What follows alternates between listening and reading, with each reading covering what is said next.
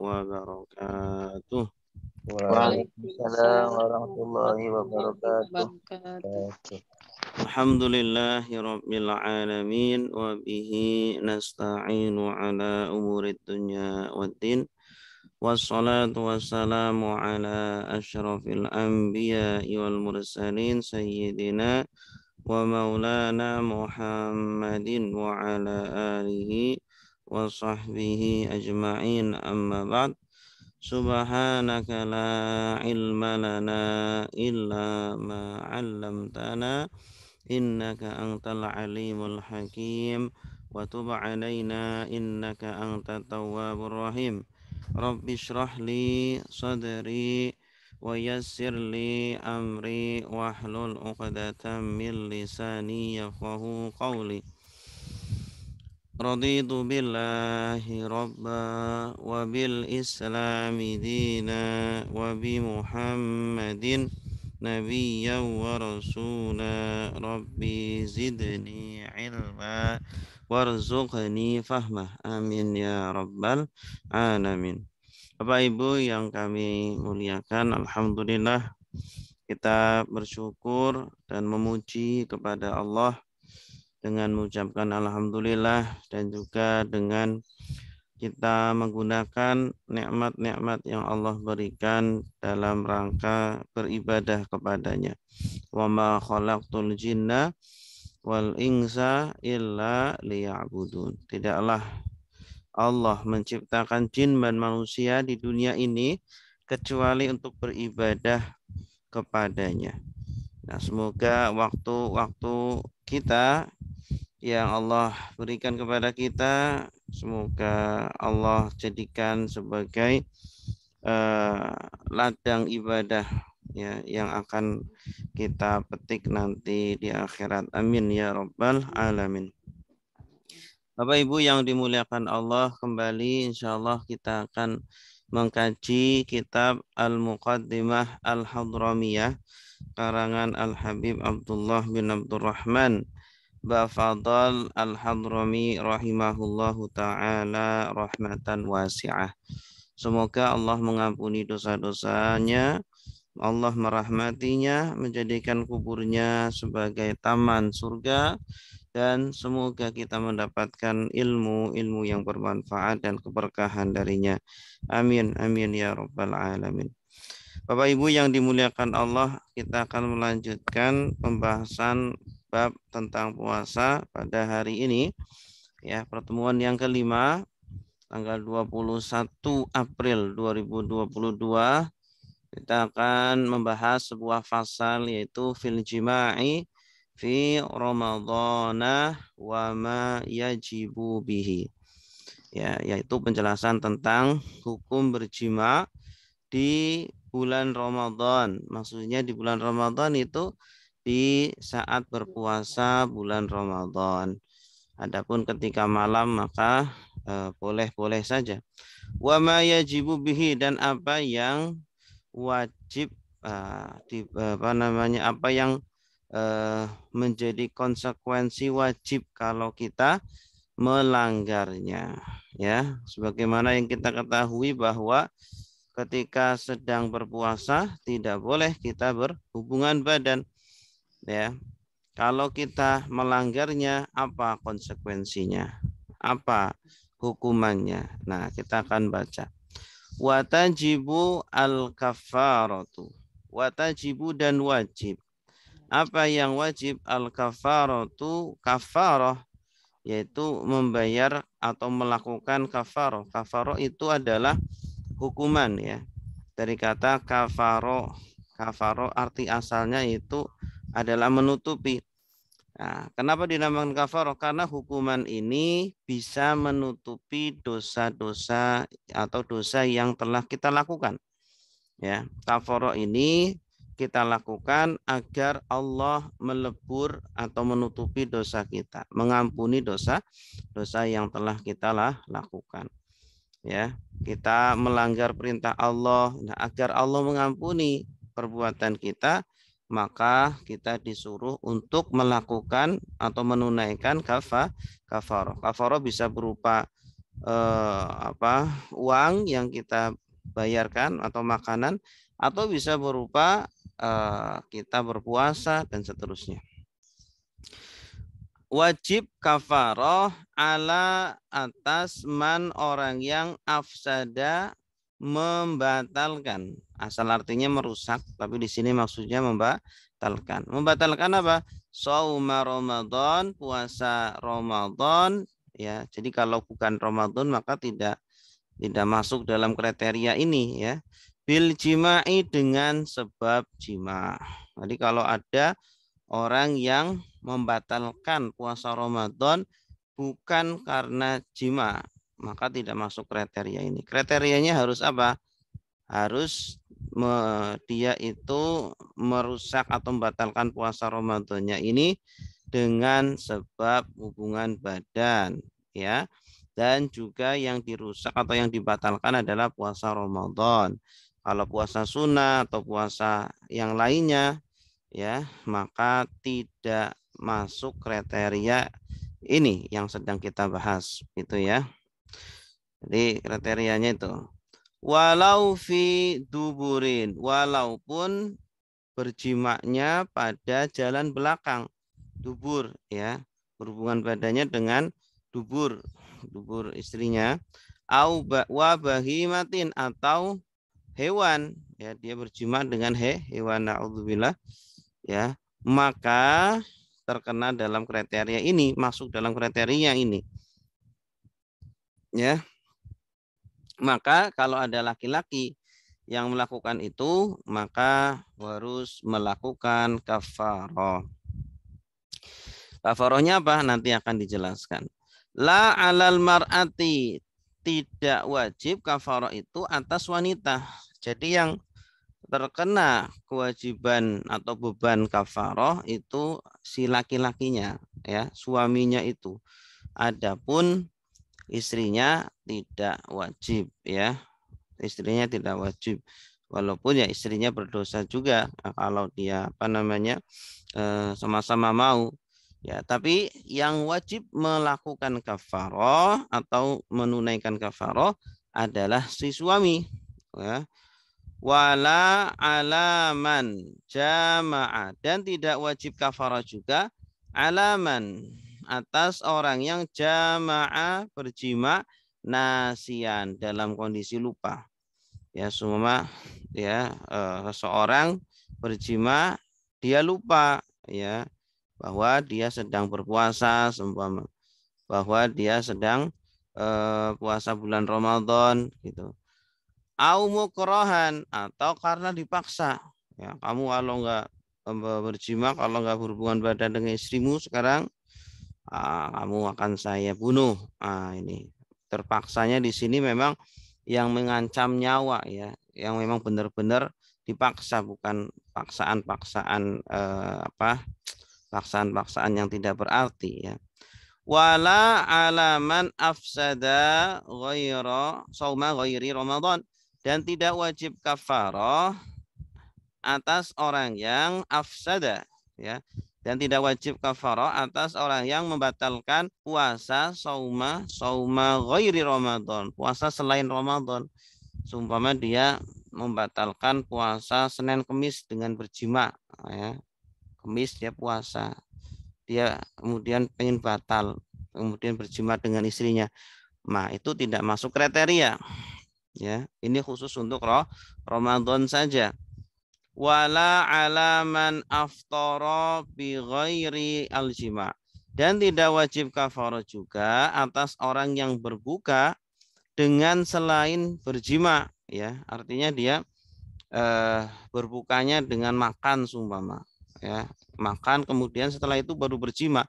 Berarti kan batalnya bukan karena jima, tapi batalnya karena makan dulu, kan.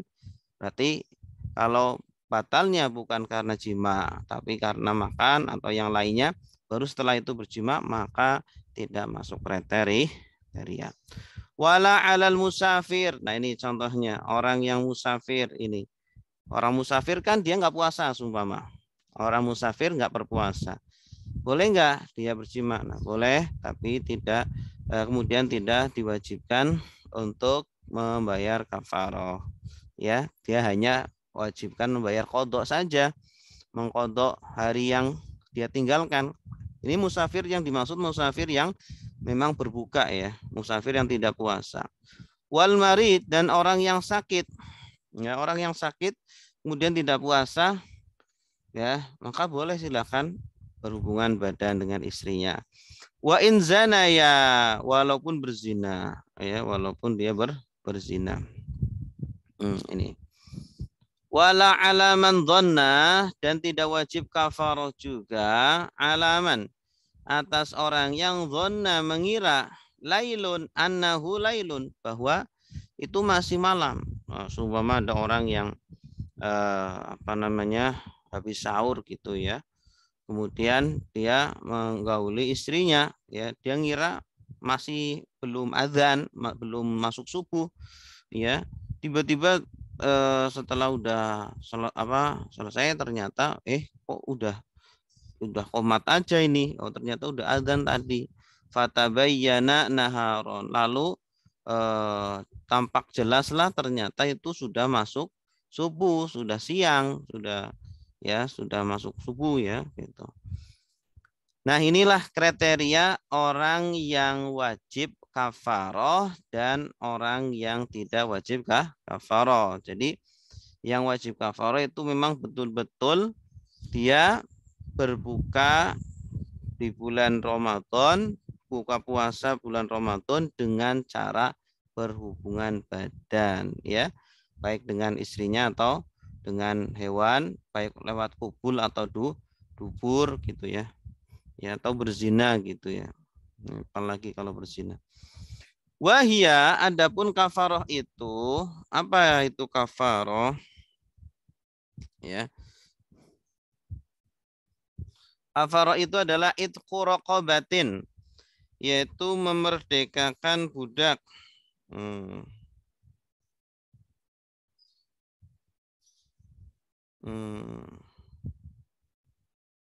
Memerdekakan budak. Ya, kafarohnya adalah memerdekakan budak. Ya, budak itu sekarang sudah tidak ada. Gimana? Ya, kalau budak nggak ada, maka apa? Ya, yang lainnya setelahnya gitu ya. Nah, jadi kalau dia punya budak, ya udah merdekakanlah budak itu. Lepas itu budaknya. Nah, syaratnya harus budak yang beriman. Ya, baik laki atau perempuan. Gitu. Kalau nggak punya budak ya beli budak. Beli sana di pasar budak. Ada dulu ya pasar budak gitu. Pasar yang menjual budak-budak.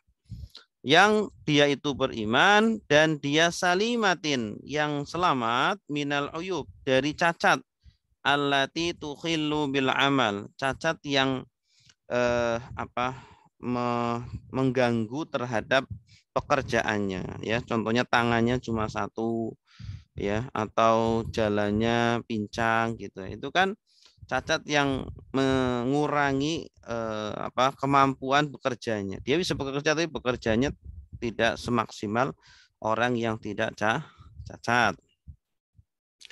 Fa'ilam yajid, maka jika tidak mendapati, tidak ada nih budak, zaman sekarang sudah tidak ada ya, shoma syahraini, maka dia berpuasa 2 bulan mutatabi'aini ya, yang berturut-turut ya. Tapi harus dicoba dulu yang pertama dulu. Kalau pertama memang benar-benar nggak ada, baru nanti turun ke yang kedua, pilihan kedua, yaitu puasa bulan Ramadan. Puasa 2 bulan ya setelah bulan Ramadan secara berturut-turut, tidak boleh dijeda begitu ya. Kalau dijeda, ulangi lagi dari awal. Nah, ulangi lagi dari awal. Seumpama sudah 1 bulan nih puasa, kemudian 1 hari kok nggak puasa, berarti ulangi lagi dari awal gitu. Fa illam yaqdir, maka jika tidak mampu, aduh saya nggak mampu nih, saya udah tua ya, nggak mampu puasa 2 bulan berturut-turut, atau dia sakit ya, atau sitina, maka dia memberi makan 60 miskinan, orang miskin ya. Berapa besarnya yang diberi makan? Kullai wahidin muddan, setiap 1 orang miskin adalah besarnya 1 mud ya. Ngasih beras atau ngasih apa? Kurma atau gandum ya. Beratnya berapa? 1 mud. 1 mud itu berapa? Ya sekitar 7 on lah. 7 on itu satu mud. Nah, 7 on dikali 60 ya. Itu kasihkan kepada orang miskin. Satu orang miskin gimana? Dikasih 60 mud semua boleh, silakan.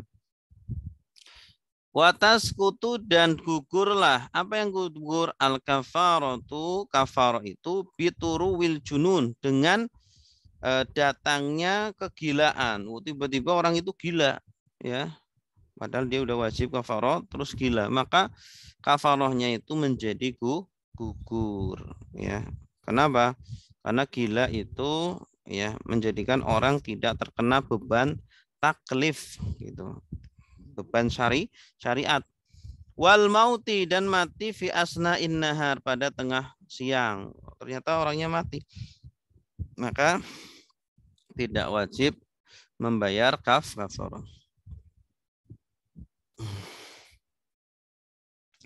La bil marodi wasafari. Tapi tidak gugur dengan sebab sakit. Ya, dia wajib kafarah sakit, ya nggak gugur, masih tetap kewajibannya, masih gantung ya selagi belum dia gugurkan dengan kafarah itu. Wasafar, dan safar juga tetap ya tidak gugur dengan sebab sakit atau safar. Wala bil ihsar, atau karena sebab sulit ya, dia saya nggak mampu ini memberi makan memerdekakan budak atau memberi makan 60 orang miskin, nggak mampu ya, tidak gugur sampai nanti dia mampu ya, masih menjadi hutang gitu ya. Walikulli yaumin, dan bagi setiap hari, yufsiduhu, yang dia batalkan, kafaratun, ada kafarah. Masya Allah. Sumpama dia ini membatalkan 2 hari gitu ya. 2 hari puasa Ramadan dibatalkan dengan jima. Maka kafarahnya double. Masya Allah. Gitu ya. Kafarahnya double. Baik.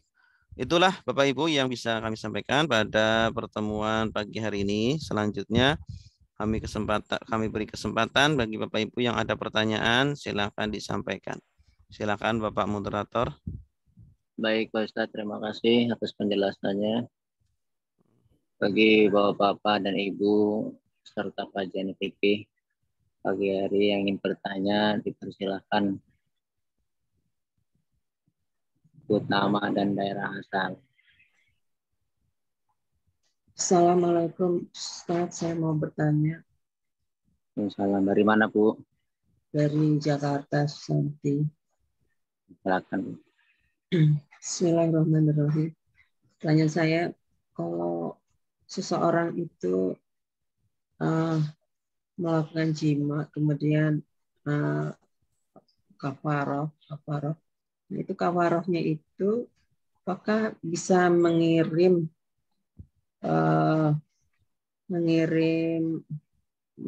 dalam bentuk makanan, Ustaz ya, ke orang-orang misalnya orang yatim, anak yatim atau orang-orang miskin, bagaimana Ustaz? Atau mereka diundang ke rumah atau bagaimana? Rasanya mungkin mereka akan bertanya dulu, kenapa kami diundang gitu, untuk keperluan apa? Apakah ditanya seperti itu? Rasanya malu juga ya barangkali ya Ustaz. Terima kasih penjelasannya. Iya, ya nggak perlu dijelaskan nggak perlu dijelaskan penyebabnya apa ya. Kalau kafarohnya dijadikan makanan jadi ya, itu insya Allah diperbolehkan ya, makanan yang siap saji dipersilahkan gitu ya, menggunakan makanan tersebut. Kemudian apakah nanti asalkan nilainya jangan kurang. Asalnya ini kan jangan kurang dari 7 mud tadi, 7 mud, 7 on. Ya, jangan kurang dari 7 on gitu. Bahkan menurut mazhab Hanafi ya itu apa namanya boleh menggunakan uang. Ya, menurut mazhab Hanafi. Itu boleh menggunakan uang. Cuma ada sebagian ulama yang tidak membolehkan menggunakan uang atau menggunakan apa? Makanan siap saji. Kenapa? Karena memang ya dari sananya Nabi pun ya mempraktekannya itu tidak dengan makanan siap saji, tetapi dengan makanan pokok ya yang masih mentah gitu. 1 mud itu ya. Tapi ya menurut saya ya lebih amannya ya lebih baik menggunakan makanan yang mentah aja sebagaimana yang dicontohkan oleh Nabi ya. Jadi kan nggak sulit kan, semua kita ngirim beras gitulah ke pondok pesantren atau ke rumah yatim piatu, ya udah kirim aja berapa kilo, 1 kintal semua mah. 1 kintal berarti kan udah 100 kilo kan, 100 kilo kan udah cukup. Tuh. Ya. 50 kilo aja sudah cukup ya, 50 kilo. Ini nih buat pondok ini, buat terutama pondok yang ini ya, pondok yang memang santrinya itu duafa gitu. Gitu.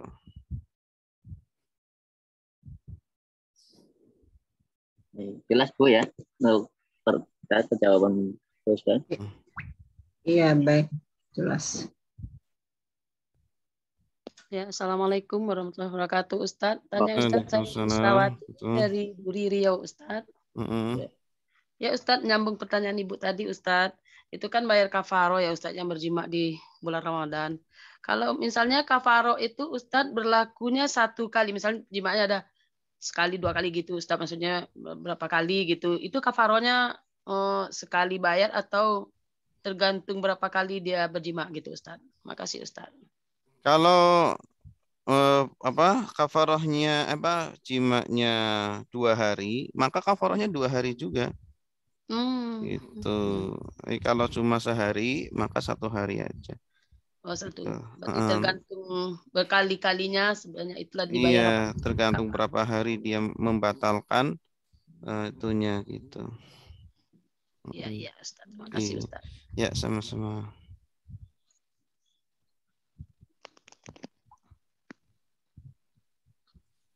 Ada lagi, silakan. Dari bapak-bapak silakan. Pak Yadi biasa bertanya. Pak Yadi. Ya. Assalamualaikum Pak Ustadz Khairul Anam. Ya, silakan Pak. Pak siapa nih? Yudi dari Bandung. Oh iya, Pak Yudi. Ya. Silakan Pak. Itu kalau kafarohnya sudah ditunaikan, artinya dosanya sudah otomatis lepas dosa atau tetap berdosa Pak Ustadz? Insya Allah kalau dilakukan dengan ikhlas ya itu menjadi pelebur dosa kita gitu. Ya, tapi masalah dosa kan kita tidak tahu ya. Kita hanya diperintah oleh Allah untuk melakukan itu. Ya samalah seperti kita sholat gitu ya. Kita kalau sholat apakah udah pasti nanti ada pahalanya? Ya tergantung kitanya juga. Kita sholatnya gimana? Apakah sholatnya khusyuk atau tidak? Gitu. Tapi pada intinya kalau dilakukan dengan khusyuk, dengan maksimal, insya Allah akan dapat pahala dari Allah. Gitu. Artinya kafaro itu juga mungkin bisa diterima, mungkin juga tidak diterima. Iya betul. Nah kemudian tadi kewajiban pada laki-laki, Ustadz. Kalau kepada perempuan kan tidak diwajibkan ya kafaro. Nah artinya apakah kafarohnya wanita itu ditanggung oleh laki-laki yang dalam hal ini? Oh gitu ya. Ditanggung laki-laki. Oh iya. Makanya bapak-bapak hati-hati. Syukran Ustadz. Assalamualaikum. Waalaikumsalam.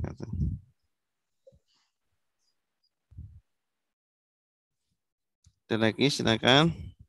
Ustadz mau lebih ini lagi ya.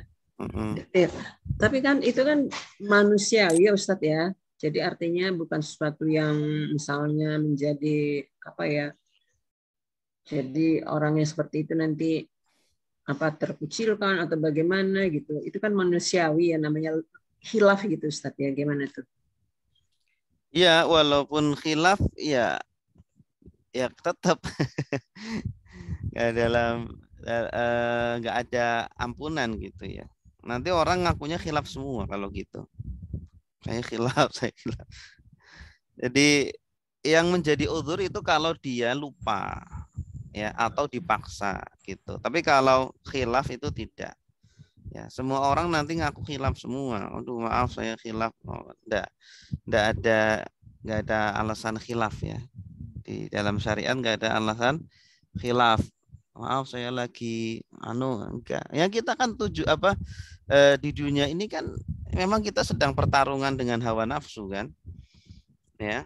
Kita sedang pertarungan dengan hawa nafsu. Kalau nggak ada lawannya, nggak ada hawa nafsunya, ya gimana kita bisa menang gitu ya. Ada masa ada orang perang nggak ada musuhnya.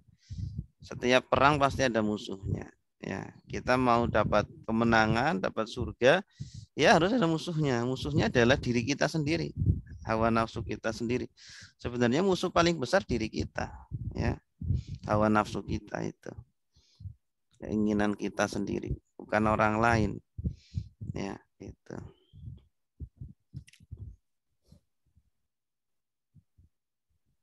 Tapi tadi dikatakan ya, kok dengan hewan gitu. Apa betul ya di zaman dahulu juga pernah gitu dengan hewan Ustadz ya? Ya mungkin pernah terjadi. Ada orang dengan hewan gitu. Mungkin saja terjadi. Kan tidak menutup kemungkinan kan? Ya, orang melakukannya dengan hewan, apalagi mungkin di negara-negara yang sulit untuk menikah gitu kan, akhirnya dia mungkin memelihara hewan atau apa gitu, dijadikan seperti itu, bisa jadi mungkin saja terjadi. Ustaz, saya mau tanya ini, tapi di luar topik, enggak ini? Di luar topik, Ustaz. Iya, silakan, Pak. Ini dalam kondisi mendesak dan saat ini memang betul-betul dibutuhkan ini, Ustaz. Di saat-saat menjelang Lebaran itu kan sekarang udah umum yang namanya jasa penukaran uang, Ustaz. Uang baru yang rajanya 5.000, 2.000, 10.000 gitu kan. Itu kan ada jasanya. Jadi maksud saya yang ingin ditanyakan itu hukumnya gimana itu, Ustaz? Nuker duit ada jasanya gitu. Mohon jasanya. Ya, kalau jumhur ulama mengatakan itu riba ya. Jumhur ulama mengatakan itu riba. Kenapa? Karena di antara komoditas riba adalah uang.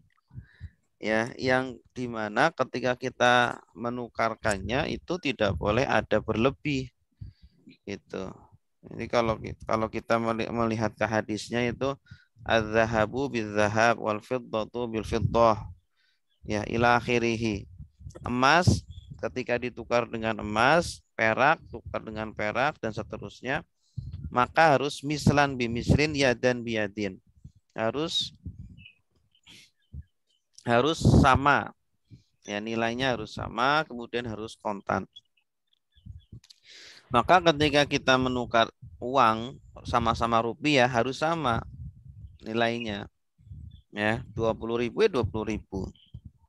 100.000 ya 100.000. Itu, dan harus kontan. Bahkan harus kontan pada waktu itu, tidak boleh ditunda. Itu. Jadi tapi sekarang kan di otak-atik, Ustaz.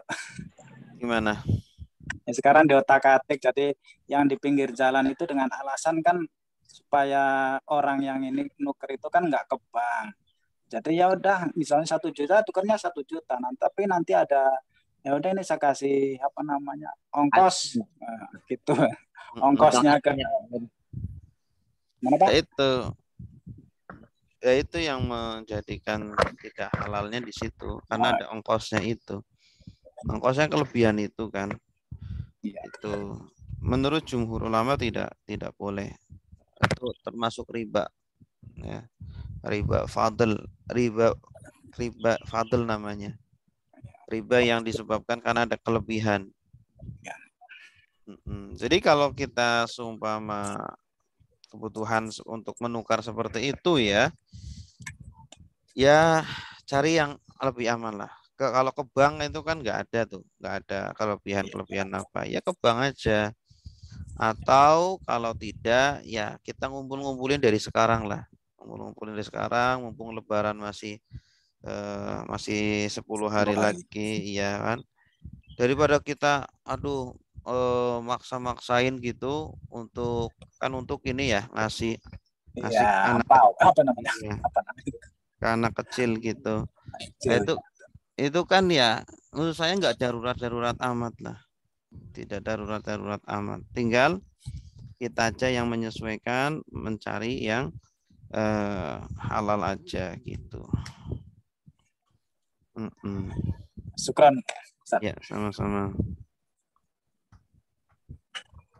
Ustaz mau nanya lagi ya, pokoknya ini. Misalnya gini Ustaz, ini juga memang kaitannya dengan puasa, tetapi bukan karena jima kafaro. Kalau misalnya seseorang itu bernazar gitu ya Ustaz ya.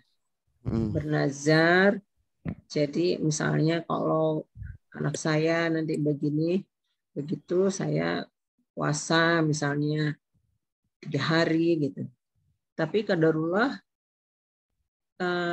dia sakit gitu atau dia wafat gitu.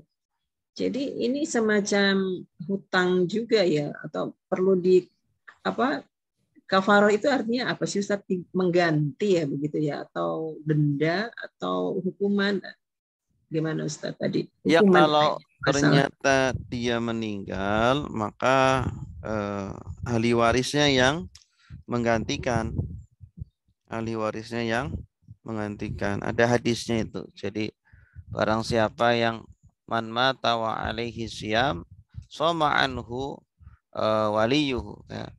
Kalau ada orang yang meninggal dan punya hutang puasa, maka ahli warisnya menggantikan, ya. Jadi berpuasa untuk almarhum atau almarhumah itu.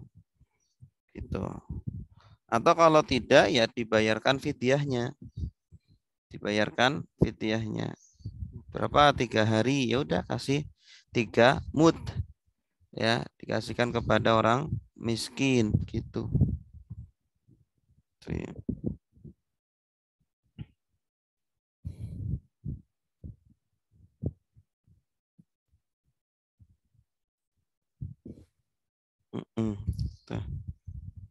Ada lagi, silakan.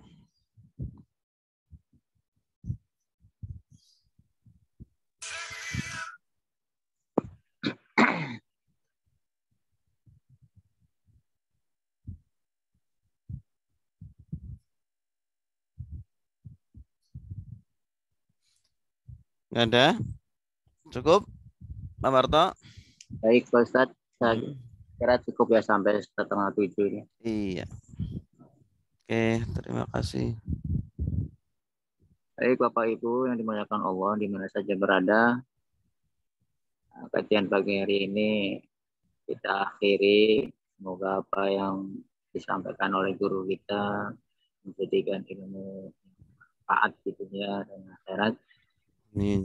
Kita tutup dengan membaca doa kafaratul majelis bersama-sama. Bismillahirrahmanirrahim. Subhanallahumma wa bihamdika asyhadu an la ilaha illa anta wa atubu ilaik.